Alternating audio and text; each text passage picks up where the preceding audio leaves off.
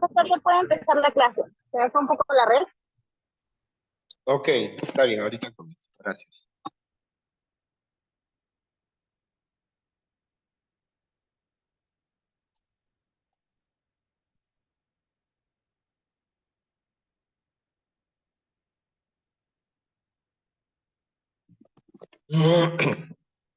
Ahora sí, chicos, ¿cómo están? Buenas noches. Vamos a seguir viendo lo que estábamos ya en la semana 7 con ustedes, ¿correcto? Al hablar de la obtención de la energía en los seres vivos, ahora vamos a hablar cómo es el flujo de información genética, ¿correcto? ¿Cómo se da este flujo? O sea, ¿qué quiere decir flujo? Ahorita lo vamos a ver, definiendo cada terminología correcta de acuerdo a la biología, ¿correcto? Entonces, se recordarán clases pasadas, chicos, ya nosotros habíamos visto acerca de lo que era el ADN y el ARN, ¿verdad? Hicimos una clase completa en donde teníamos que ver cuáles eran los componentes que, valga la redundancia, estaban ahí, ¿verdad? Detenidamente en el ADN, en el ARN. Se recuerdan, ¿verdad, chicos? Uno de ellos presentaba en su estructura helicoidal solamente un hélice y el otro representaba doble hélice, ¿correcto? Ahora, profe, flujo de información genética. Ustedes saben, ¿verdad? Ustedes tienen sus padres, ¿verdad? Todos los seres humanos, nosotros, venimos de papá y mamá, ¿correcto? Entonces, nosotros, cada ser humano, tenemos cierta información genética que es en gran porcentaje, ya la ciencia lo ha demostrado, que más del 60% es del carácter de la mamá. De todo lo que tenemos, un poco es de mamá y el 40% es del papá. ¿Correcto? ¿Eso ya está demostrado, profe? Claro que sí. ¿Correcto? Por eso se dice que nosotros tenemos genes de ellos, ¿no? Entonces yo sé que ustedes ya habrán escuchado este, ese término de genes, ¿verdad? Yo sé que ustedes lo han escuchado, todo ahora lo vamos a ver detenidamente. ¿Ya, chicos? Entonces, cuando hablemos del concepto de flujo de información genética, es que vamos nosotros ver a nuestro árbol genealógico, entre comillas, ¿verdad? Ya, nosotros somos hijos, tanto ustedes como el profesor Mark. Ya, entonces yo veo, veo a mi papá, a mi mamá, ¿correcto? Listo. Entonces yo veo el árbol genealógico de mi mamá, por ejemplo. Mi mamá tiene a mi abuelo y a mi abuela, ¿verdad? Que son padres de ella. Y lo mismo ocurre con mi papá, que tiene su abuelo, mi abuelo y mi abuela, que son sus padres, y así sucesivamente. ¿Correcto? Entonces, nosotros traemos el gen o los genes de nuestros antepasados directos. ¿Qué quiere decir directos, profe? Que venimos desde nuestros antepasados directos, valga la redundancia, de nuestros padres, obviamente, y de nuestros abuelos, y así generación tras generación. ¿Correcto? Ahora vamos a hablar. El ADN como portador de la información genética, ¿correcto? Dice así, los primeros estudios realizados acerca del ADN se deben a Miescher en el año de 1869, que lo aisló de núcleos de células del pus con el nombre de nucleína.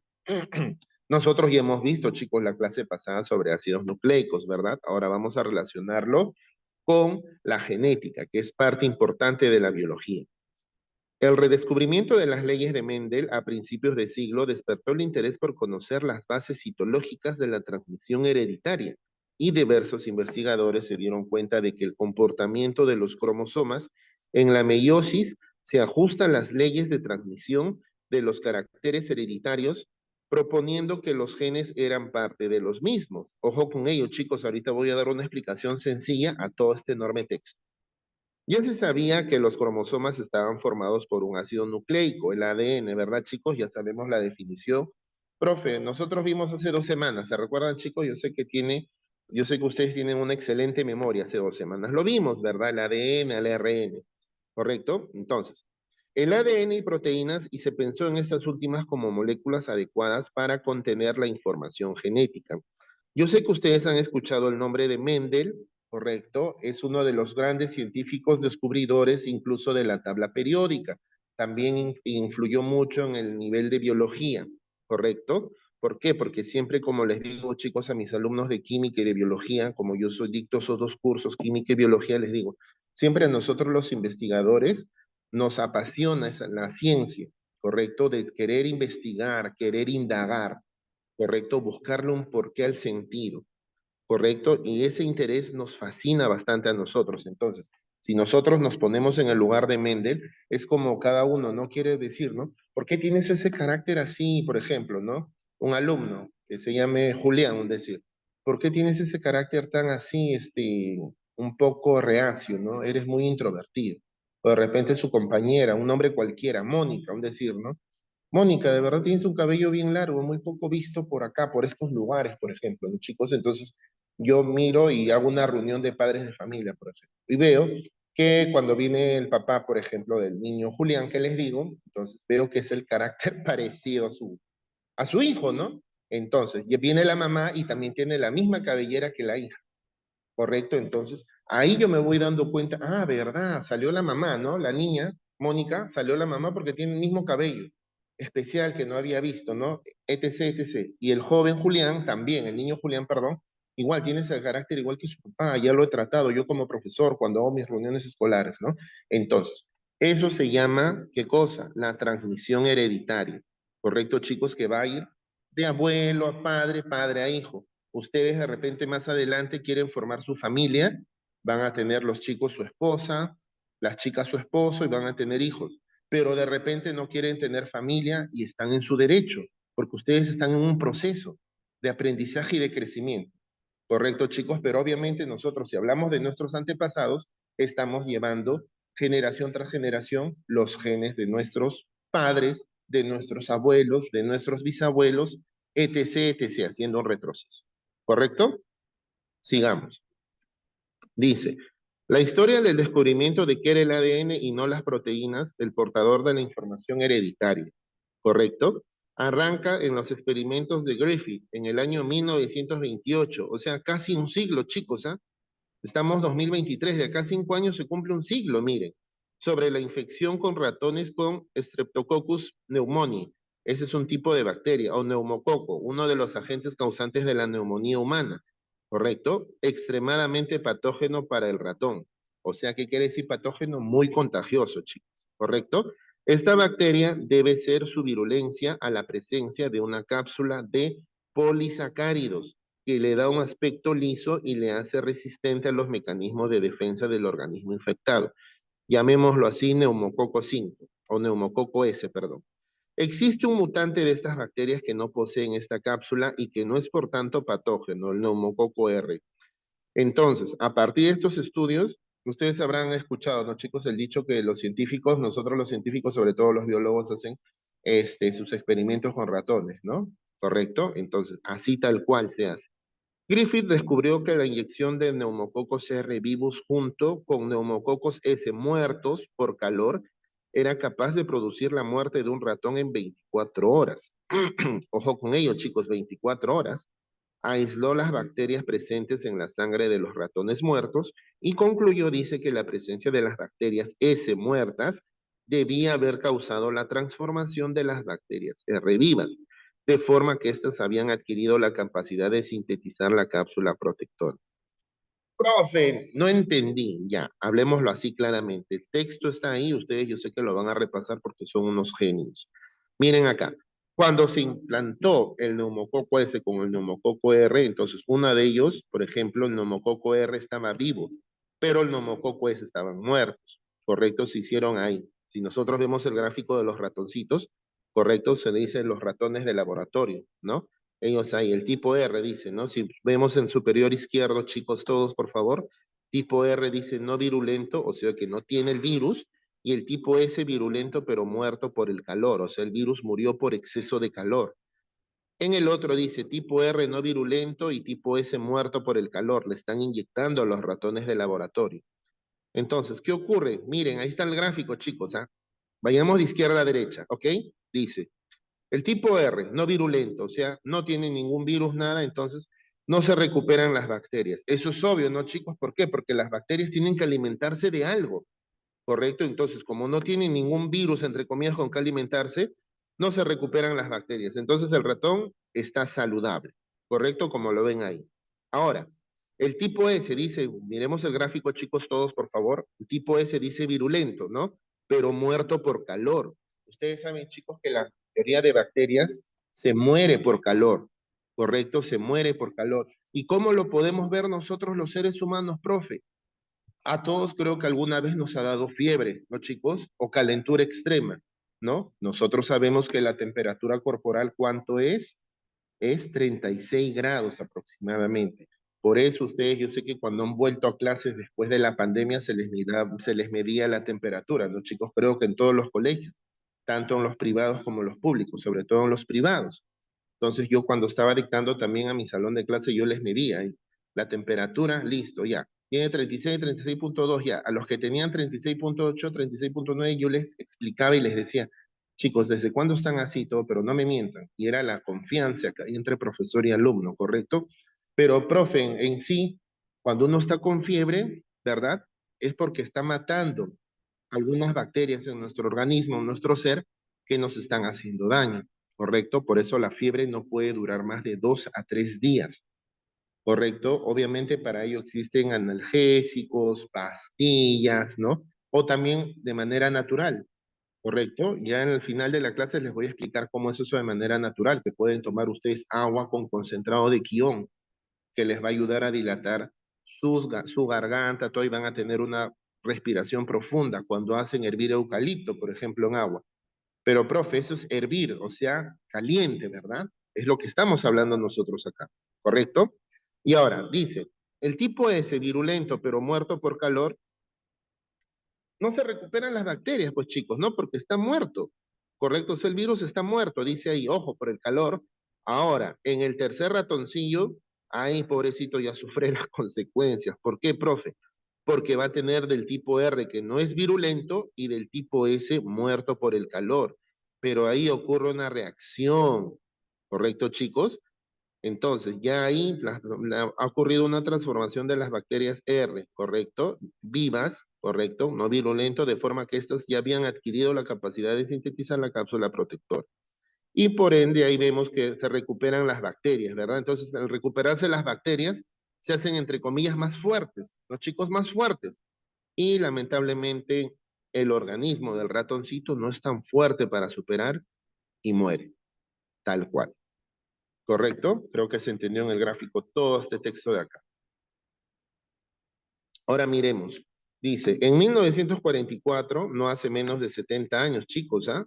Menos de 80 años, Avery y MacLeod, junto con McCarty, repitieron el experimento de Griffith y por fraccionamiento y purificación de extractos de bacterias S, hay que tener en cuenta, chicos, dos términos que estamos hablando, neumococo R, neumococo S, bacteria R y bacteria S. ¿Correcto, chicos? Vamos. Extracto de bacteria S que contenían el principio transformante, llegaron a la identificación de este, concluyendo que el DNA o ADN, demostrando que el fragmento de ADN extraído de las bacterias S codificaba la enzima necesaria para la síntesis del polisacárido de la cápsula. O sea, en otras palabras, que si yo metía el tipo R y el tipo R que no era virulento y el tipo S que era virulento pero que estaba muerto por el calor, al hacer una combinación de estos dos, hacían que las bacterias se alimenten. Y como se alimentan las bacterias, pues chicos, nosotros queremos matar a las bacterias, ¿sí o no? Entonces, ahí lamentablemente ya no pudo el ratoncito y murió. Concepto y estructura del gen, eso es lo que nos importa. Pero, profe, usted dijo que vamos a hablar de genética de gen, claro que sí. Y también vamos a hablar de la clonación de la oveja Dolly. De repente ustedes no existían todavía, ¿no? No eran ni siquiera bebés, chicos. Ustedes no estaban en proyecto, pero había una, yo era niño todavía, me recuerdo, cuando hablaron de la clonación de la oveja Dolly por el año 95.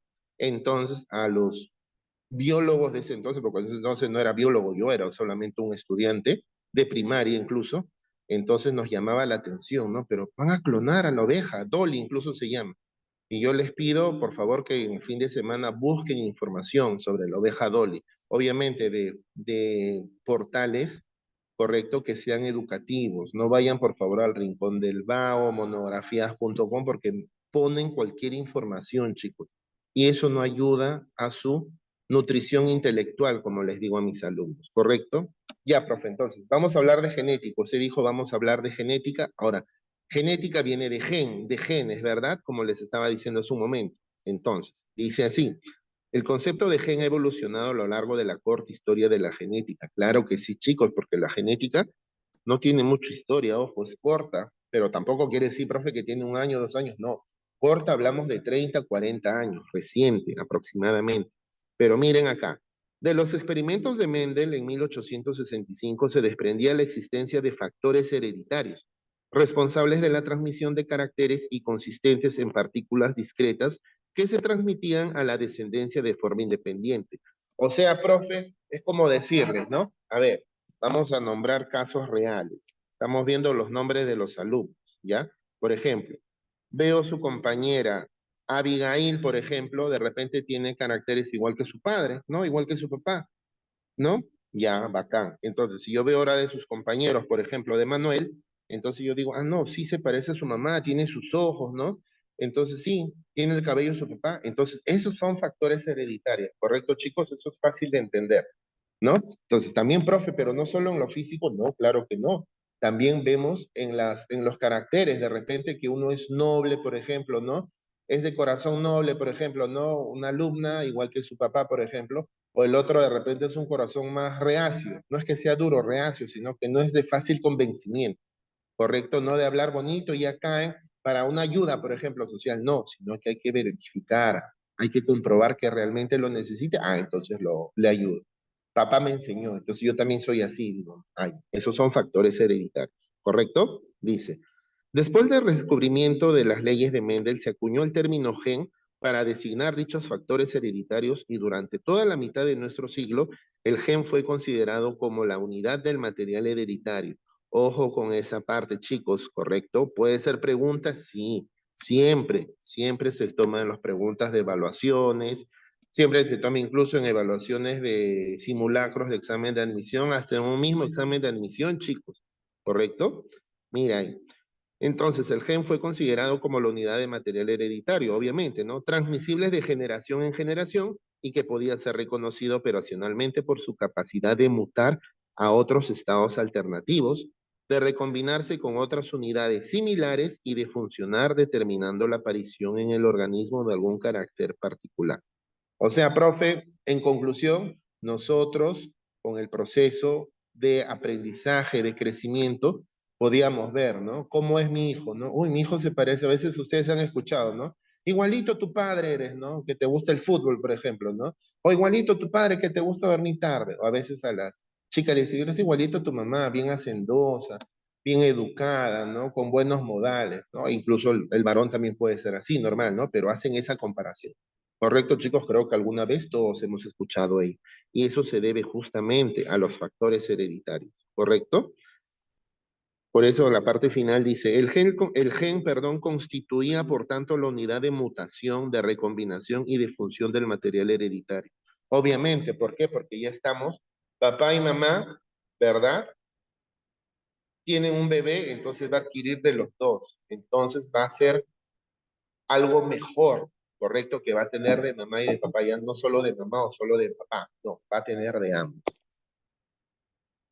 Dice acá, los conocimientos actuales con la aplicación de sofisticadas técnicas nos llevan a modificar el clásico concepto de gen y se llega a la conclusión de que los genes no son estáticos, obviamente, definiéndose nuevos conceptos. Vamos a hablar genes fragmentados, unidades de transcripción compleja, que es lo que nos importa más, y los genes superpuestos o solapados. Ya, profe, ¿qué son los genes fragmentados o discontinuos? Si yo veo fragmentado, digo así, tras el conocimiento del proceso de maduración de los ARNM en las células eucariotas, allá por el año 77, llevó a definir este concepto, ver transcripción en este mismo capítulo que lo vamos a ver más adelante. Muchos de los genes existentes en el genoma de las células eucariotas son fragmentadas. Ya habíamos visto, chicos, ¿verdad? Dos tipos de células, ¿se recuerdan? Las células eucariotas y las células procariotas, ¿correcto? Por eso les digo, chicos, toda la clase conlleva la clase anterior, conlleva la clase anterior, por eso, por favor, no falten a su clase para que esto sea más práctico y entendible para ustedes, ¿correcto? Y luego no me digan, profe, pero esto no vimos, cuando en realidad sí lo hemos visto. Veamos, dice así. Dado que están compuestos por varias secuencias codificantes o exones, un nuevo término, chicos, exones separadas por otras no codificantes o intrones, así por ejemplo el gen que codifica la cadena, dice, de la hemoglobina, está constituidos por dos exones separadas por un intrón.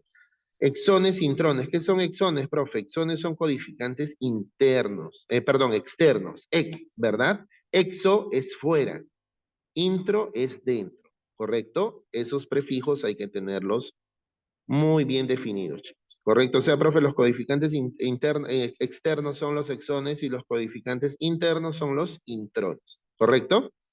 Veamos. Unidades de transcripción compleja, dice.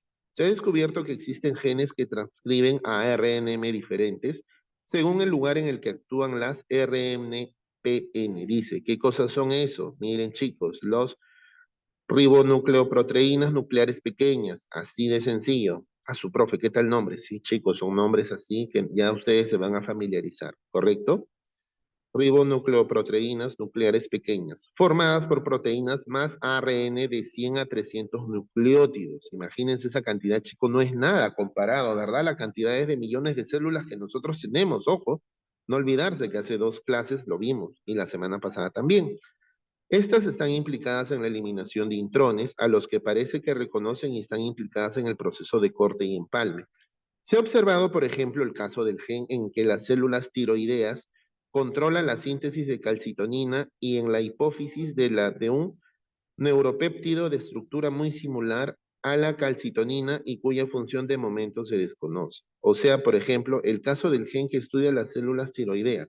Han escuchado de las personas que sufren de tiroides, ¿verdad? Entonces, todo abarca esto, chicos. No todo el mundo sufre de tiroides, profe Marco. No, no todo el mundo, solamente cierto tipo de gente, que por ejemplo no tiene buena alimentación, se alimenta de pura grasa. Y les vuelvo a decir, chicos, está bien, profe, a veces me da un gustito de un pollito a la brasa, pues un anticuchito, ¿no? Yo creo que el anticucho con la papa sancochada, sí, una vez por semana si se te antoja, pero pollo a la brasa, fritura, broster, ¿no? Profe, qué rico, ¿no? Pero eso no es válido, chicos. ¿Correcto? ¿Por qué? Porque algunas personas, ustedes saben, nuestros organismos son diferentes. ¿Correcto? Ustedes me pueden decir, pero profe, yo tengo 14 años, tengo 15. Mi amiga también tiene 15, mi amigo también tiene 15. ¿Y eso qué tiene que ver? Solo es, la edad es un número, chicos, pero su organismo es diferente en cada uno, ¿correcto? Por eso, aliméntense lo más sano posible, ¿correcto? Por eso dice que esa función, incluso de estructura muy similar a la calcitonina, de momento se desconoce y estamos en 2023, ¿ah? Ojo, ¿correcto? Por eso hay que comer saludable. Ahora, genes superpuestos o solapados. El término solapado supongo que lo han escuchado en química, ¿verdad? Solapamiento químico, no solapamiento de orbitales. Y acá ocurre el solapamiento en biología. ¿Cómo así, profe? Este sistema se ha detectado en virus cuyo pequeño tamaño obliga a aplicar estrictos criterios de economía. El proceso consiste en que un mismo fragmento de ADN se superpone en varios genes y dependen de la pauta de lectora del ADN para su transcripción a ARN, dando lugar a ARNM distintos. O sea, profe, voy a poner un ADN sobre otro ADN, sí, ¿por qué? Porque sí puedo hacerlo, claro. Recordemos la estructura, ¿no, chicos? Era helicoidal, ¿sí o no? Tenía doble helicoidal. Entonces, yo puedo poner uno sobre otro, sí, porque estoy superponiendo, ¿correcto? De eso se trata este concepto de genes superpuestos o solapados. Por eso dice, el proceso consiste en que un mismo fragmento de ADN se superpone varios genes y dependen de la pauta, de lectora del ADN para su transcripción. ¿Correcto? Genes estructurales ahora, profe, y genes reguladores, dice. Hasta ahora nos hemos ocupado de genes cuya función consiste de una u otra forma en almacenar y transmitir la información necesaria para codificar los ARNR con los ARNT y el orden de los aminoácidos en las proteínas estructurales. Estos genes en conjunto reciben el nombre de genes estructurales, ojo. Como veremos en el último apartado, ojalá sea en la parte final, ahí vamos a ver, existen otros genes también cuya función consiste en controlar la expresión de los genes estructurales, por lo que se le llaman genes reguladores. Vamos a ver un poco de regulación de la expresión genética. Como les digo, chicos, al hablar de genética de genes, es hablar de cuál es el comportamiento, ¿verdad? Por ejemplo, yo en mi familia somos 5 hermanos conmigo. Yo soy el último de todos, mis hermanos son mayores. Entonces, cada uno ha sacado un carácter diferente. Uno se parece a mi mamá, por ejemplo, otro se parece a mi papá más, entonces son notorios la manera de tratar, la manera de ser, incluso físicamente se puede decir, ¿no? Me haces recordar a tu padre hace 20 años que era así, ¿no? O te pareces a mi mamá hace 30 años, ¿correcto? Entonces, eso van a ser los genes estructurales. ¿Por qué, chicos? ¿Por qué? Porque va a ser directamente de nuestros progenitores. ¿Quiénes son nuestros progenitores? Nuestra papá y mamá, obviamente, ¿correcto? En esencia, un gen es una unidad de información que sirve para dirigir y controlar la actividad de la célula y actúa como unidad hereditaria. Ya les había anticipado eso, chicos, ¿correcto? Concepto de gen desde el punto de vista mendeliano. Ojo, estamos hablando del concepto del científico Mendel, ya que cuando la célula se divide, el gen transmite su mensaje a la descendencia. ¿Correcto, chicos? ¿Qué quiere decir? Transmitir su mensaje a la descendencia. ¿Que va a heredar algo? Pues chicos, ¿no? Ustedes han heredado algo de su papá, de su mamá. Como les digo más adelante, cuando ustedes sean mayores de edad, tengan su profesión, sepan con qué valerse, de repente se casan, tienen su familia, hijos, y ustedes también van a transmitir factores hereditarios a sus hijos, a sus hijas. Pero, profe, de repente yo no quiero casarme, tener hijos, estás en tu decisión, nadie te obliga, ¿correcto? Pero estamos hablando de factores genéticos. Por lo menos, si hablamos de nuestros progenitores, cada uno ha adquirido una característica especial de papá o de mamá, o incluso de ambos, en el que distingue una región promotora o lugar de inicio de la transcripción, región, codificadora o que se transcribe normalmente organizada en exones e intrones. Nuevamente, ¿qué eran los exones, chicos? Eran los codificadores externos y los intrones eran los codificadores internos. No olvidar, chicos, ¿correcto? Y las señales que indican el final de la transcripción. Ahora vamos a hablar de transcripción, chicos, como les habíamos dicho en el capítulo, en la diapositiva anterior. Miren, región que se transcribe. Miren ahí, chicos, he tratado de hacer este gráfico para que se entienda. La hebra codificadora del ADN. Ya hemos visto cómo son las hebras, ¿verdad, chicos? Del ADN y del ARN. Y ahí vemos qué cosa dice las secuencias de, ¿qué cosa dice, chicos? Secuencia de consenso y secuencias intensificadoras, ¿correcto? Miren ahí, el exón, intrón, exón, y tengo la secuencia terminada, ¿correcto? Un exón, intrón, exón. La estructura molecular de un gen aquí representada es válida para la mayoría de los genes de células eucariotas. Sin embargo, en los genes de células procariotas y en algunos de eucariotas, genes que codifican para las histonas, la información no está fragmentada en exones e intrones. Claro que sí.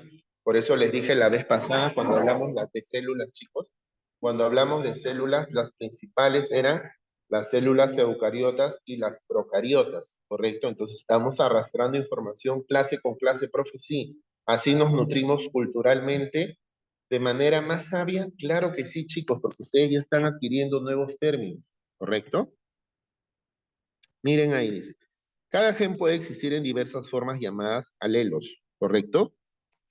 Ya, a ver, profe, usted dice alelos. Entonces, ¿qué cosa es alelo? No entiendo. Ya, el término alelo indica que un carácter puede presentarse en dos o más formas alternativas. De un mismo gen surgen diferentes alelos por mutaciones. Ah, ok. La región del cromosoma ocupada por un gen recibe el nombre de locus, ¿verdad? Yo sé que en algún momento han escuchado esos nombres. Profe, pero locus de loco, ¿no? De loca. No, en este caso es otro término. El conjunto de genes o material genético de un organismo constituye el genoma. Yo sé que ustedes también han escuchado, ah, profe, sí, el genoma humano, ¿verdad? Yo sé que sí en algún momento lo han escuchado. Quizás algunos saben un poquito o mucho, de repente algunos no han escuchado solamente el nombre, correcto, pero ahora vamos a hablar de eso también. En la mayoría de los seres vivos, el genoma está constituido por las moléculas de ADN, excepto en algunos virus, que está contenido en moléculas de ARN, ¿correcto? Hay que tener en cuenta ahí. El flujo de la información genética. Bien, profe, ahora sí vamos a lo que realmente nos importa. Y ustedes también van a entender cómo se da esa transcripción de flujo de información genética. O sea, cómo fue posible que yo heredé el cabello de mi mamá, ¿no? O cómo fue posible que yo heredé la fuerza de mi papá, ¿no? Entonces, todo tiene, chicos, una explicación científica, ¿correcto? Por algo, si uno no supiera de biología o de ciencia, diría, pero ¿te pareces a tu papá? Porque es tu papá, pues, ¿no? Uno diría así, ¿no, chicos? La mamá también, por otro lado, diríamos, ¿no? Pero tú te pareces a tu mamá, pues, hijita, porque es tu mamá, así en término coloquial, ¿no? Que hablamos, ¿no?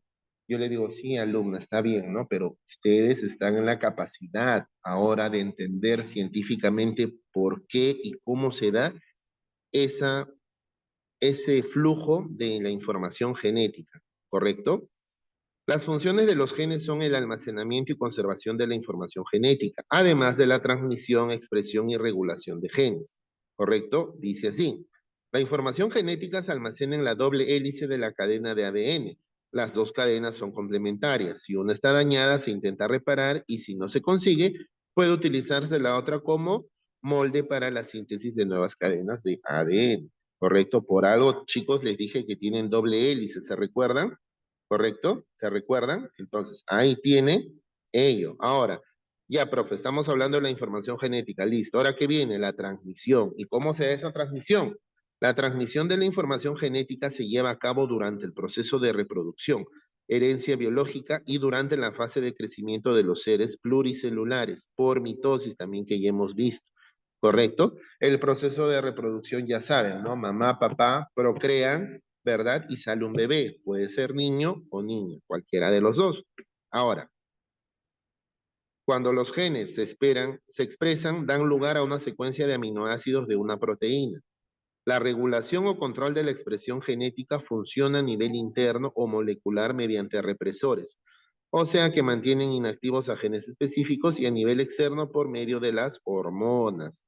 ¿Correcto, chicos? También es un término importante, las hormonas. ¿Correcto? Dice, en 1970, Crick, con pocas evidencias que apoyaran sus supuestos, enunció el dogma central de la biología molecular. Profe, 1970, a ver, suma, 80, 90, 2000, ya tiene 53 años. Por eso la genética no tiene más de 50, 60 años, chicos. ¿Correcto? A tener en cuenta ello, ojo. Ahora, ¿cómo se da esto, profe? La información genética contenida en el ADN se transcribe en forma de ARN y se traduce a proteínas. ¿Cómo? Aquí el ejemplo, les voy a explicar este gráfico, cómo se da. Dice así. Hoy se sabe que los virus con ARN son una excepción al dogma central. Dice, en 1970 se descubrió la enzima transcriptasa inversa en algunos virus. Los virus que contienen la información genética en forma de ARN retrovirus utilizan al ARN como molde para la síntesis de ADN. Ya, profe, estoy entendiendo. A ver, sigamos. Cuando infectan una célula, copian la información a una molécula de ADN y para eso precisan de la intervención de la enzima transcriptasa inversa o retrotranscriptasa sintetizando una cadena de ADN complementaria del ARN vírico. Ojo, no todos los virus con ARN presentan retrotranscriptasa. Entonces, cuando se reproducen, autoduplican su ARN mediante enzimas ARN replicasas que utilizan como molde el ARN vírico para producir copias del mismo. Profe, traducción. Miremos el gráfico, chicos, todos, por favor, todos. Correcto. Si me entienden el gráfico, todo ese texto, más de 5 o 10 líneas, lo van a tener en su cabecita ustedes. A ver, profe, miremos. Replicación, replicación, ADN, ARN. Ustedes saben, chicos, hay unas, vamos a nunca, siempre yo digo a mis alumnos y alumnas que es malo señalar o nombrar a alguien, ¿ya? Por eso yo digo así, una persona X, ¿ya? Si está enferma, si tiene una célula contaminada, una célula enferma, entonces va a copiarse, duplicarse esa misma célula, ¿no, chicos? Entonces está reproduciéndose, duplicándose, transcribiéndose de manera incorrecta. ¿Por qué, profe? Porque esas células están enfermas, ¿correcto? ¿Y cómo lo puedo ver eso, chicos? Lamentablemente en las personas que tienen cáncer, ¿correcto? Ah, profe, sí, dan pena, sí, lamentablemente dan pena porque sus células están enfermas, chicos. Entonces las células enfermas se van duplicando, van creciendo y matando las células sanas, saludables, ¿correcto? Por eso se habla en estos casos de qué cosa, profe, de radioterapia. Habrán escuchado eso, ¿no, chicos? De radioterapia, que tienen que hacerse, ¿no? ¿Correcto? Tienen que hacerse la quimioterapia, ¿correcto? Entonces, ahí están matando las células malas. Sí, profe, bien, bien, pero también están matando las células buenas, pues. Por eso la persona X sale débil, ¿correcto, chicos? Y ese proceso Ese diagrama yo sí lo entiendo, profe. Perfecto, hijo, perfecta, hija. Qué bueno. ¿Cómo se da? Miren ahí. El ADN, el ARN. Del ADN para el lado derecho, chicos, por favor, sigan conmigo. Del ADN, transcripción al ARN, y luego del ARN al ADN ocurre la transcripción inversa, o sea, va a haber la replicación, o sea, va a replicar. Profe, ¿qué quiere replicar? O sea, hacer otro igualito. O sea, profe, una célula sana, ¿tengo otra célula sana? Sí, perfecto. O sea, profe, lamentablemente una célula enferma, ¿también voy a replicar esa célula enferma? Sí, chicos, es el proceso de la biología molecular. No se puede hacer nada, ¿correcto? Pero sí podemos anticiparnos a ellos. Esta persona X consuma, vuelvo a decir esto, sí, chicos, sí, consuma cosas saludables, evite gaseosas, eviten cosas. Pero, profe, esas cosas están ahí, a nuestro alcance, sí, pues, pero lamentablemente a veces nosotros nos descuidamos de ello. Ah, profe, pero yo tengo 14 años, 15 años, me falta por crecer, ya, pero yo tengo 35, 36 años, soy mayor a ustedes. Igual tengo que cuidarme con mayor razón, sobre todo ustedes. ¿Correcto, chicos? Entonces, si llevamos una alimentación saludable, todo ello bacán. ¿Correcto? Como les vuelvo a decir, una vez al año, como dice el dicho, no hace daño ya. Una vez al mes, a la quincena, profe, de repente es el cumpleaños de mi papá, ¿no? Mi mamá va a comprar pollito a la brasa, vamos a ir a chifa, normal, no hay problema. Pero acompañen, como es grasa, con algo, una infusión caliente. ¿Correcto, chicos? No con gaseosas y esas cosas, no. Entonces, miren, del ADN transcripción al ARN y del ARN traducción a proteínas. Ojo, del ARN ocurre el proceso de traducción a proteínas. En cambio, cuando es del ADN al ARN, el ARN vuelve, ¿verdad? Por eso se dice que es transcripción inversa. O sea, es el proceso inverso. ¿Correcto? Ahora, profe, usted nos ha hablado de réplicas, de replicación, luego de la transmisión. Entonces, vamos a hablar un poquito más de esto. ¿Cómo es la replicación semiconservativa del ADN, ¿no? El experimento de Mendelssohn y Stahl, mecanismo general de la replicación. Esto es para que ustedes entiendan cómo se hizo, ¿verdad? Porque yo sé que ustedes son muy curiosos y me van a preguntar. Pero, profe, ¿cómo se hizo esa replicación, no? ¿Cómo sé que esto es verídico, esto es verdadero? Si usted dice que la genética recién tiene pocos años, ¿no? Y eso es cierto, desde los años 60, 70 recién, no tiene ni 50 años por ahí. Entonces, vamos a ver ahí. Los organismos vivos deben reproducir con exactitud la información genética que será transmitida a su descendencia, a fin de perpetuar aquellos caracteres que son propios de la especie a la que pertenecen. A este fenómeno por el cual la molécula de ADN produce una copia exacta de sí misma se le da el nombre de replicación de ADN. Ya entendí, profe. Entonces voy a replicar mi ADN, ¿no? Para pasarlo a una descendencia, ¿no? De mis hijos, por ejemplo, o mis hijas, y a este proceso se le llama el nombre de replicación. Profe, ¿ocurren también con los animales? Claro que sí. Por eso acá estamos hablando de la especie que pertenece, ojo. Nosotros obviamente somos seres humanos, ¿no? Por ejemplo, ustedes si son amantes de los animalitos, de sus mascotas, ¿no? A mí me gustan mis perritos, por ejemplo. Yo tenía mi perrita, pero ya falleció ya. Cuando tuvo sus crías se parecían a ella, ¿correcto? No al papá, por ejemplo, ¿no? Dos o tres se parecían al papá, su color, por ejemplo. Entonces, algunos han transmitido esto de aquí, ¿correcto, chicos? Ha habido replicación del ADN, ¿correcto? Algunos cachorritos salieron al papá que es perrito y otras a la mamá que es perrito. Igual con los gatitos también, igual con los leones, caballos también, chicos, ¿correcto? Por eso digo en términos general de la especie, ¿correcto? ¿No se limita solamente al ser humano? No, pues chicos, ¿correcto? Watson y Crick, al mismo tiempo que publicaban el modelo de la estructura en doble hélice del ADN, se dieron cuenta de cómo debía ser el mecanismo por el cual se produce su replicación y un mes después exponían su hipótesis. El ácido desoxirribonucleico es en defecto un par de moldes, cada una de las cuales es complementario del otro. Nosotros imaginamos que antes de la duplicación los puentes hidrógenos se rompen y las dos cadenas se desarrollan y separan. Cada cadena actúa entonces como una plantilla para la formación a partir de ella misma de una nueva cadena compañera. Yo sé que ustedes son unos tromes en química, ¿verdad? Estamos hablando de enlaces puente hidrógeno. Esos enlaces que son oxígeno-hidrógeno, ¿no, chicos? ¿Verdad? Ellos son las fuerzas más fuertes, valga la redundancia, luego de los dipolo-dipolo y luego de las fuerzas de Van der Waals, ¿correcto? Las fuerzas de enlace puente hidrógeno son fuertes. Imagínense que están duplicando este enlace, ¿correcto?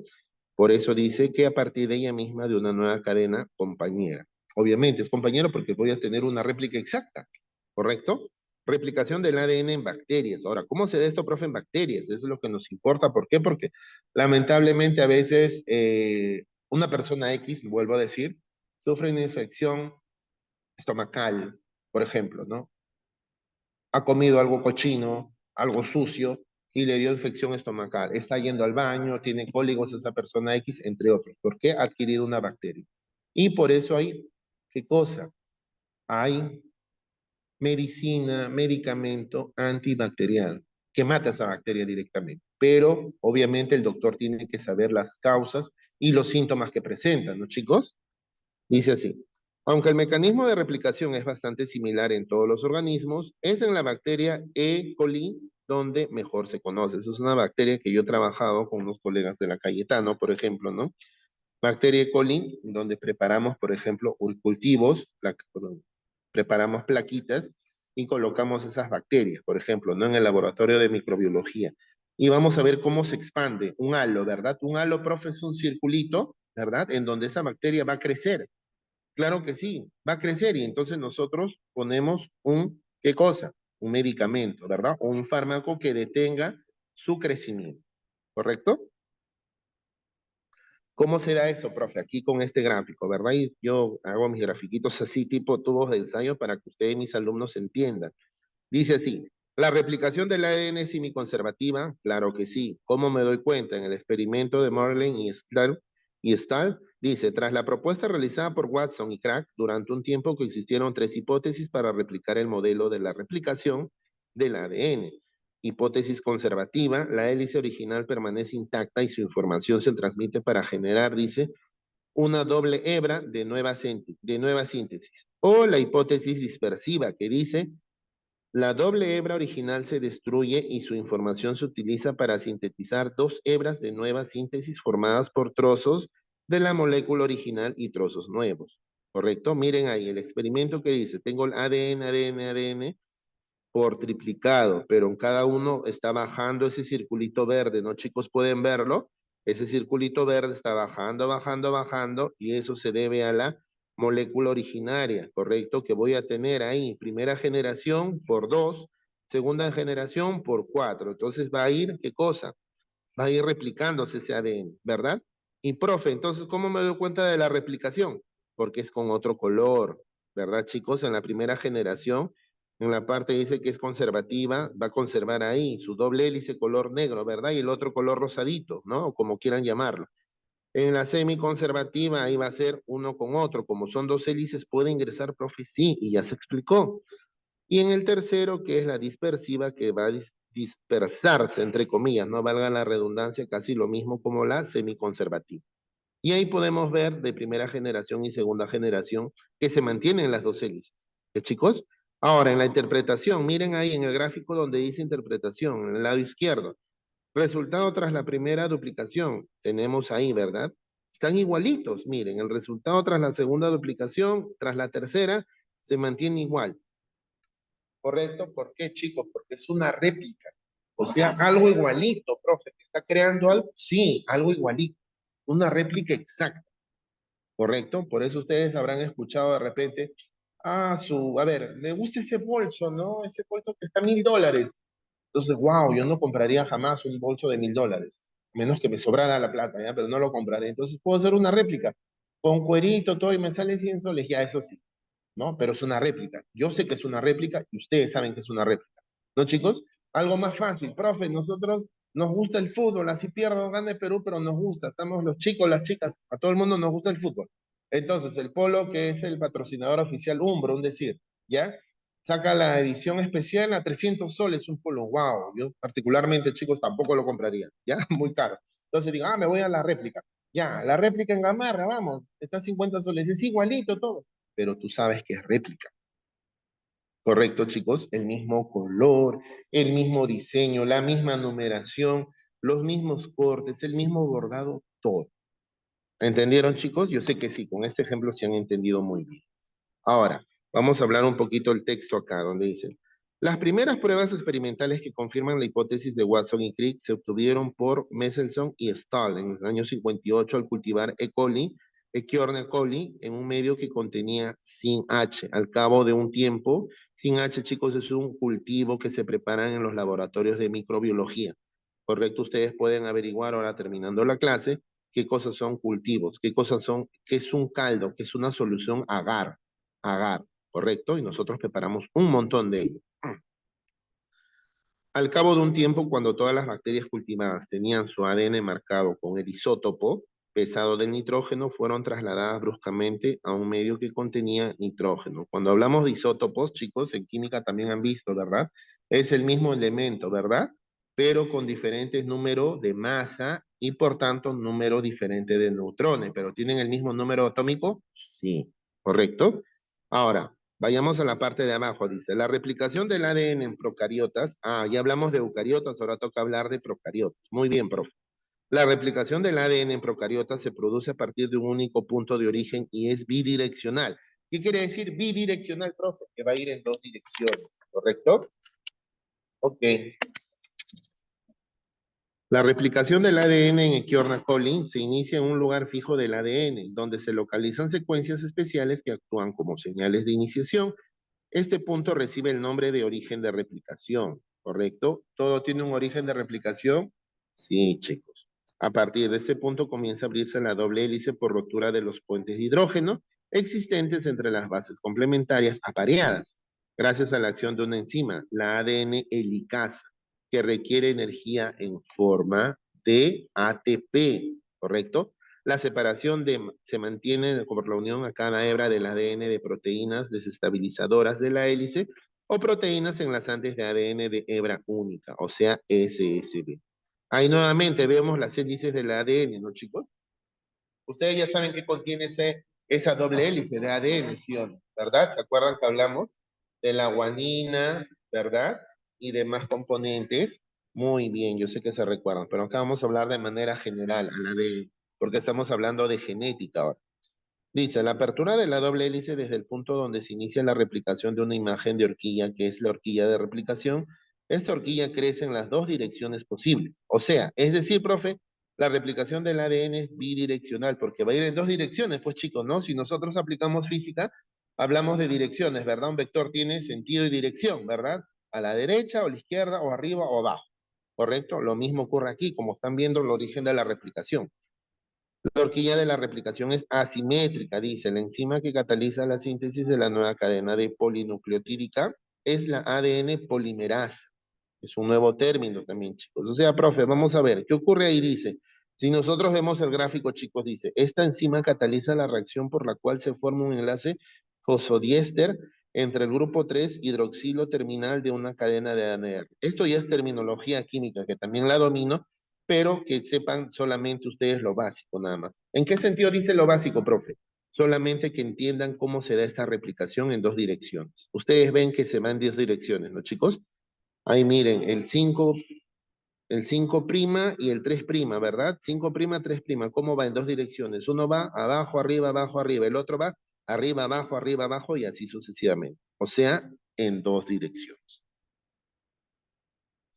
Ahora, ¿cómo ocurre ahora, profe, la replicación del ADN en células eucariotas? Nosotros partimos ahí del gráfico de la girasa, por ejemplo. Voy a obtener un nuevo término que es la helicasa y voy a ir del 5', 3', 3', 5', 5', 3', según la numeración. Veo, ¿dónde voy? Al cebador, que está el ARN. Todos el gráfico, chicos, por favor. Luego el cebador ARN está abajo. Luego que sigue el ARN, el fragmento de Okazaki, ¿verdad? Y ahí estoy viendo la hebra conductora de color rojo, chicos, por favor, y la hebra retardada que está en la parte inferior. Esas son las enzimas que intervienen en la horquilla de replicación del ADN. Las diferencias básicas ahí se derivan por una parte en la longitud de los cromosomas de las células eucariotas y por otra del hecho de que estos llevan asociadas las histonas. ¿Se recuerdan de la guanina, histina, los chicos, que hablamos del ADN? Sí, profe, perfecto. ¿Acá lo vamos a seguir viendo? Claro que sí.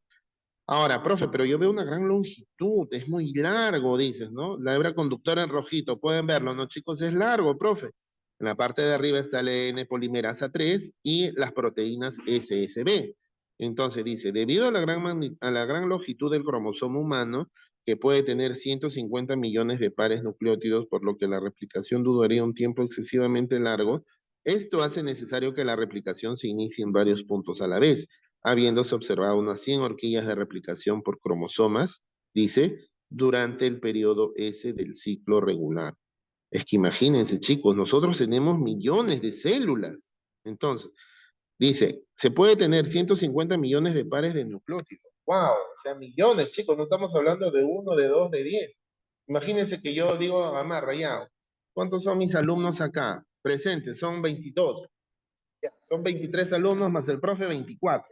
Entonces yo mando a hacer mis polos, ¿verdad? 24 ya. La señora me va a decir, ya, profesor, hoy día es martes, perdón, hoy día es lunes 30 de octubre. Ya, el viernes 3 de noviembre están sus polos. Listo, perfecto.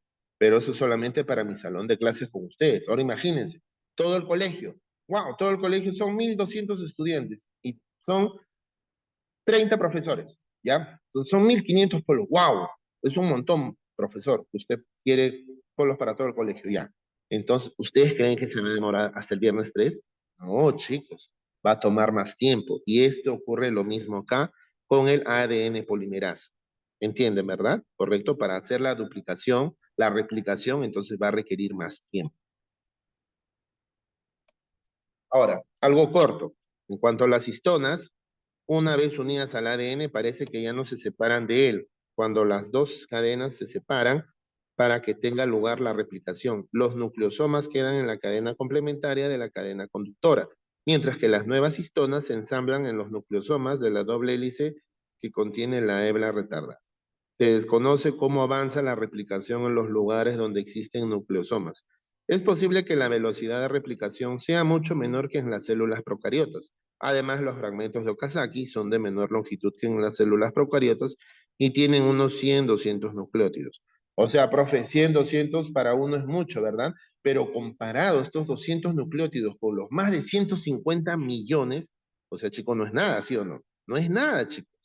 Entonces, durante la replicación se pueden producir errores, claro que sí, ya que la estructura de las bases nitrogenadas del ADN no es estática. Pueden aparecer formas tautómeras que pueden producir apareamientos anómalos, ¿no? Ver mutaciones que ya lo hemos visto, dado que la estabilidad de la molécula del ADN es de suma importancia para que cumpla su misión de transmitir correctamente la información genética. Los sistemas vivos han desarrollado mecanismos correctores que reparan los errores de replicación. Claro que sí. Nosotros como seres humanos corregimos ellos, ¿verdad? Porque la célula, como está en nuestra parte interna de nuestro cuerpo, ¿pueden corregir estos errores? Claro que sí, chicos. ¿Correcto? Replicación del ADN in vitro, técnica del PCR. Para esta reacción se necesita disponer, miren acá, ADN diana o muestra, que eso lo venden, ¿correcto? Iniciadores, pequeñas moléculas de ADN de cadena simple, los oligonucleótidos sintéticos, cebadores o premiers, que nosotros llamamos en el laboratorio de microbiología, complementarias de cada uno de los extremos. El ADN polimerasa, que también se puede obtener de una bacteria Thermus aquaticus, del TAC, ¿no? Que no se desnaturaliza a temperaturas de 100 grados, grandes cantidades de los 4 desoxirribonucleótidos trifosfato, ¿verdad? ¿Qué cosa es? El ADN T. Y el termociclador que produce los ciclos térmicos y automatiza el proceso. O sea, todo esto, chicos, tengo que tener yo para hacer una correcta replicación del ADN in vitro. ¿Correcto? ¿Cómo ocurre esa reacción, profe Marco? A ver, explíquenos. Miren ahí. El ciclo comienza con una temperatura de 94 grados Celsius que desnaturaliza el ADN en un minuto, dice, en dos cadenas sencillas. Claro que sí, chicos. A más temperatura en una reacción química, ¿verdad? Todo ocurre más rápido. Por eso, en un minuto nada más, chicos, miren, en un minuto se separan dos cadenas sencillas. Luego, la temperatura baja después a 55 grados y los primers se unen o se hibridan, químicamente hablando, yo sé que ustedes saben, el profesor también sabe, a sus zonas complementarias, o sea, un minuto. Luego dice, se pasa después a 72 grados y la TAC, o sea, ¿qué era la TAC? ¿Se recuerdan? ¿Qué era la TAC?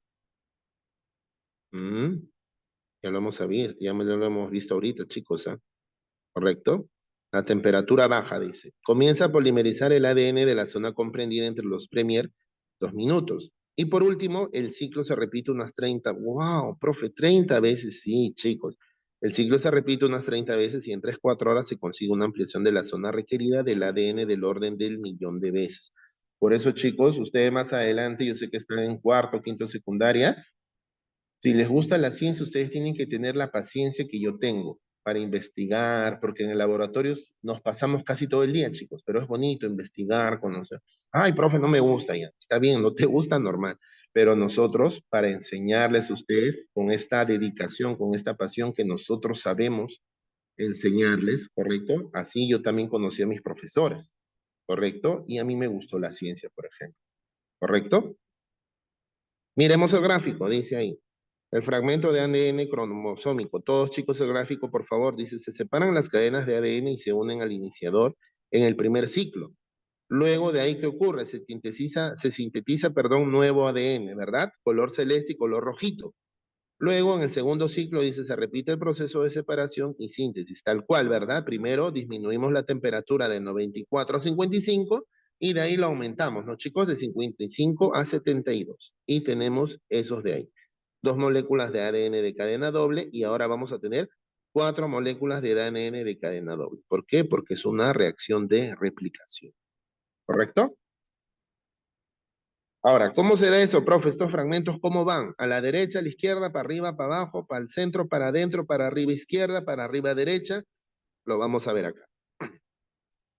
Estos fragmentos cortos de ADN se conocen con el nombre de amplicones. ¿Correcto, chicos? Amplicones. Esta técnica ha rendido muchos servicios a la ciencia en los últimos años. Se aplica además a la determinación del sexo de embriones, criminología, reconstrucción de genes prehistóricos, entre otros, ¿correcto? Esto, claro que sí. Por eso ustedes saben, chicos, cuando una mujer queda embarazada, se da cuenta aproximadamente a la tercera o cuarta semana, ¿verdad? Porque incluso han habido casos que, por ejemplo, las mujeres no se han dado cuenta hasta cuando tenían 6 meses, cuando su barriga crecía. ¿Correcto, chicos? Entonces, aquí, esa técnica de acá de fragmentos cortos de ADN permite que cosa el patrón de la hebra conductora va a ir a través de la ADN helicasa y luego esta proteína desestabilizadora de la doble hélice va a ir hacia el patrón de la hebra retardada. Ahí vemos el ARN cebador, cómo va, ¿verdad? Dentro de la síntesis de la hebra retardada y por el lado derecho dentro de la síntesis de la hebra conductora y el fragmento de Okazaki, que también está incluido, ¿correcto? Y ahí vemos el ADN recién sintetizado. Acá también vemos un grafiquito, ¿verdad, chicos? Vemos acá el gráfico, ¿correcto? Vemos ahí compuestos nitrogenados, el ADN, ¿verdad? ¿Correcto? Ustedes ya saben que eran las letras A, T, C, G, ¿correcto? Acá no hay U, ¿verdad, chicos? No, porque el uracilo está en el ARN, ¿correcto? Muy bien. El uracilo, la U, no es darle U, chicos, ¿eh?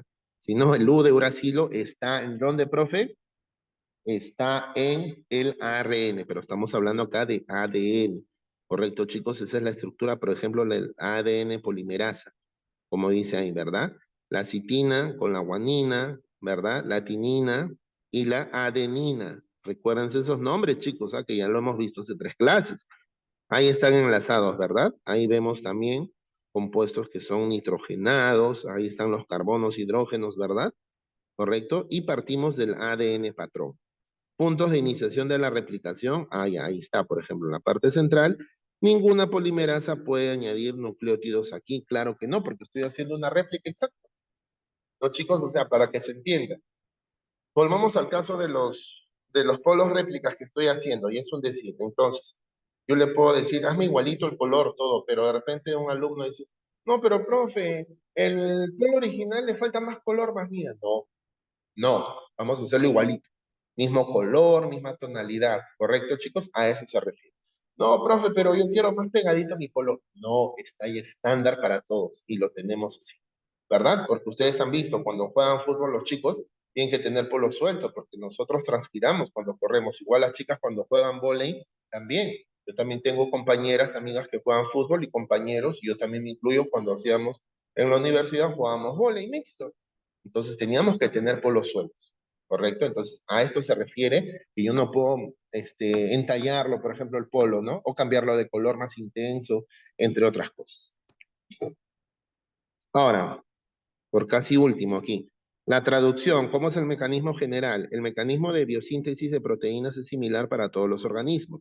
La traducción del mensaje que porta el ARNM relativo a la información genética contenida en el ADN nuclear es llevada a cabo en el citoplasma por los ribosomas. Ya sabemos que cada ribosoma contiene varias cadenas de ARN, aquí sí está el uracilo, y más de 50 proteínas diferentes que constituyen una maquinaria enzimática compleja.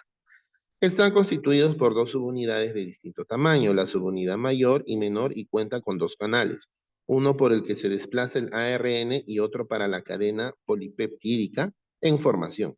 Y dos centros activos, ¿no? El de unión al aminoácido ARNT o centro A y el P al que se une el peptidil ARNDT. Estos son nombres químicos, chicos, ¿correcto? Por último, aquí ya vamos a terminar con esto. Dicen, la biosíntesis de proteínas se distingue en las siguientes etapas. Activación de aminoácidos, traducción, y podemos distinguir tres fases, ¿no, chicos? La iniciación de la síntesis, elongación de la cadena polipeptídica y la terminación de la síntesis.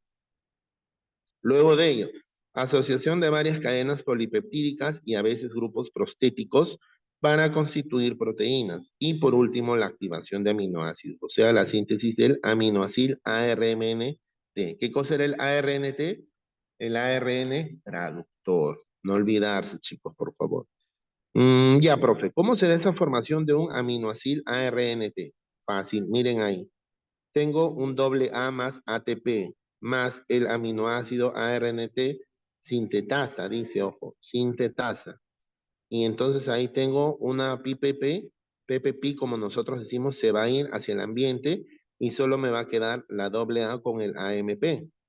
Y luego por una reacción ahí que ingresan, ¿verdad, chicos? El ARNT, ven esa flechita en la reacción química, ¿correcto? Voy a tener unido el AA con el AMP, ¿correcto?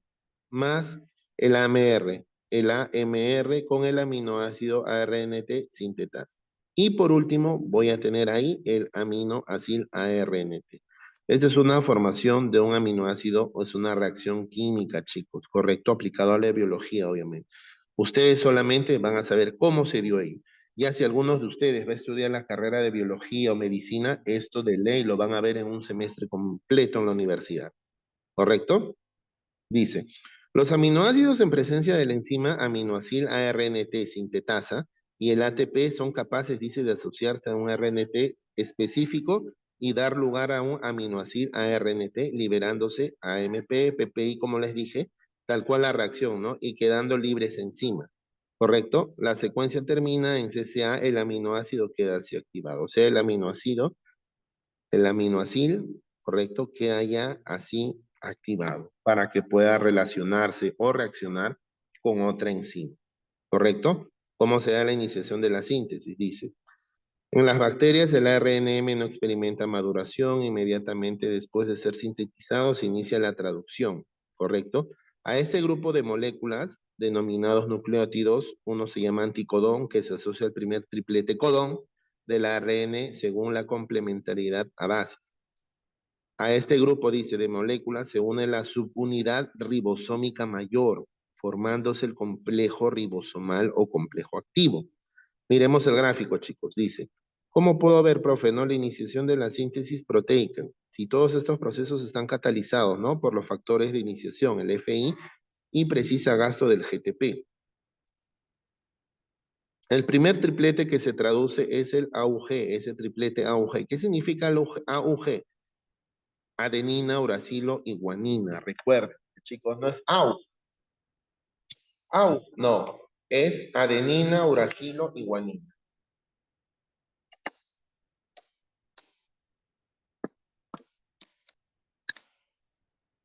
Tomar un poco de agua que me dio sed. Sigamos. Que corresponde a la formilmetionina. En células eucariotas dice es la metionina. Este aminoácido suele ser retirado. Claro que sí, en química ustedes habrán visto de los formaldehídos, ¿verdad? En este caso de la formilmetionina o de la metionina que necesariamente tienen que ser retirados, profe, sí, porque algunos casos son tóxicos, ¿correcto? Entonces el ser humano, profe, entonces si el ser humano ve que es algo tóxico, ¿tú vas a consumir? No, profe, ni loco. No, profe, ni loca, me dirían las chicas y los chicos, ¿no? Correcto, por eso es retirada a tiempo, ¿sí? Porque algunos de la familia de los formaldehídos son tóxicos. Ahora, la elongación de las cadenas polipeptídicas dice así, el complejo ribosomal va de, como se ha dicho, posee dos sitios de unión o centros. Vamos a ver el gráfico, chicos. El centro P dice queda ya pues ocupado por un ARNT transcriptora sin aminoácido, correcto, ya se liberó ese aminoácido. El ARNT sale del ribosoma. Se produce entonces la elongación en la síntesis proteica, ¿verdad? Ahí es un mecanismo de reacción, chicos, que yo hice gráficamente para que vean cómo se libera esa enzima. Para que vean, ¿verdad? Desde el proceso 1 superior izquierda, el proceso 2, proceso 3, proceso 4, son mecanismos de reacción química. Si alguno de ustedes más adelante va a estudiar la carrera química pura, como yo también la estudié, van a ver este curso en un semestre para que puedan entender todo ello. Pero acá lo hago de manera gráfica nada más, como estamos en nivel secundaria, para que ustedes lo comprendan, ¿correcto? Y ustedes van a saber más que el resto todavía con esta explicación que le doy. Dice así, la translocación ribosomal, o sea, los movimientos del ribosoma a lo largo del ARN mensajero, por el cual el codón recién leído queda fuera del ribosoma, mientras que el de dipeptidil en el centro P y el centro A recibe el siguiente aminoácido ARNT, o sea, transmisor. Todo el proceso está catalizado por los factores de elongación FE y precisa de GTP. ¿Correcto?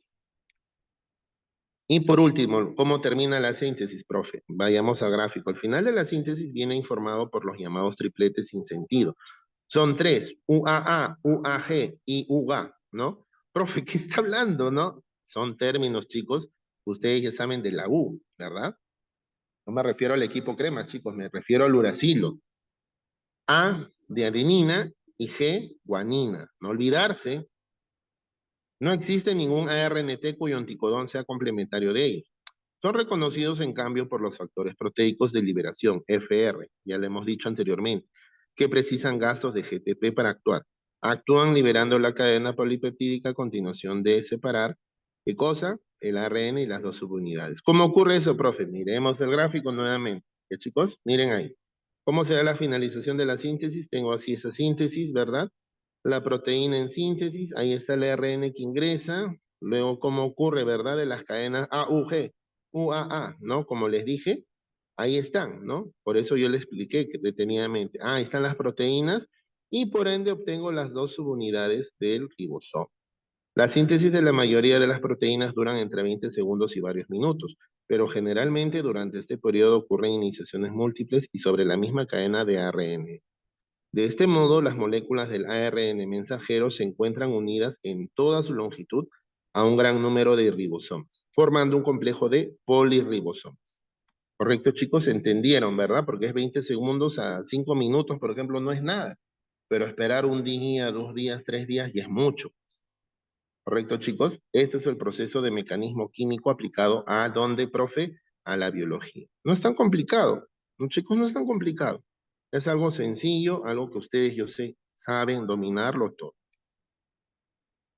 Bueno, chicos, eso ha sido todo por hoy. Vamos a ver la evaluación final para que ustedes lo hagan y resuelvan de acuerdo a lo que hemos visto en la clase de hoy día.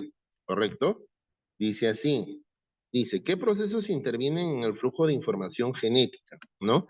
Ahí estoy poniéndole un grafiquito y ustedes al lado izquierdo lo van a completar con sus propias palabras de acuerdo a la clase que hemos visto hoy día, ¿no? ¿Qué procesos influyen en el flujo de información genética? Ah, profe, voy a hablar de mis progenitores, algo, 2, 3 líneas, sí. ¿Qué de repente adquiriste? ¿No? ¿Qué procesos intervienen ahí? Ya lo hemos visto ahí en ciencias, ¿verdad? Acá en la parte de biología, en los PPTs iniciales. Van a colocar ahí, ¿qué procesos intervienen en el flujo de información genética? O sea, profe, ¿qué procesos van a incluir en el flujo de información que yo heredé de mi mamá? Claro que sí. ¿Que yo heredé de mi papá? Por supuesto. ¿Correcto? Y eso está en clase que hemos visto a su momento. No olvidaste de ello, por favor. ¿Ya? Luego, dice, ¿cómo se clasifica el flujo genético? Ah, ya, profe, usted nos explicó de cómo era nuestro árbol genealógico con el ejemplo y con la teoría, ¿verdad? Ahora, ¿cómo se da o cómo se clasifica ese flujo genético? ¿Verdad? Habían clases de genes que hablamos. ¿Recuerdan, chicos? Eran 3 tipos de genes importantes. Eso ustedes los van a nombrar con una pequeña definición de una línea nada más o dos, ¿correcto? Para que sepan cómo se clasifica este flujo genético que el profesor Marco acaba de hablar al inicio, ¿verdad? ¿Correcto? Y por último, ¿qué modifica el flujo genético? ¿Correcto? Ahí van a hacer en 3 líneas nada más, justamente lo que les había explicado la mitad para arriba de la clase. ¿Qué modifica el flujo genético? ¿Verdad, profe? Porque va a ir, ¿correcto? Vamos a nosotros heredar, ¿no? Los caracteres. ¿Se recuerdan, chicos, que estábamos hablando? Pero ¿qué va a modificar este flujo genético? Hay algunos factores que va a modificar. ¿Ya, chicos? Bueno, eso ha sido todo por hoy, chicos. Nuevamente, gracias por su atención. Correcto, espero que repasen. Correcto, es algo sencillo. ¿Sí? Ahí estoy poniendo un dibujito siempre diferente a la clase que hacemos. En este caso es flujo de la información genética. Gracias por su atención, chicos. Nos estamos viendo hasta la otra semana. Cuídense. Hasta luego, mis. Gracias. Chao, profe, gracias. Ya, chicos, gracias. Profesor, gracias chicos. Nos vemos el día de mañana. Ya he tomado lista, no se preocupen. Los chicos que han estado con cámara, ya, por favor, ellos serán los que tienen asistencia el día de hoy, chicos. ¿Ya? Nos vemos el día de mañana, chicos.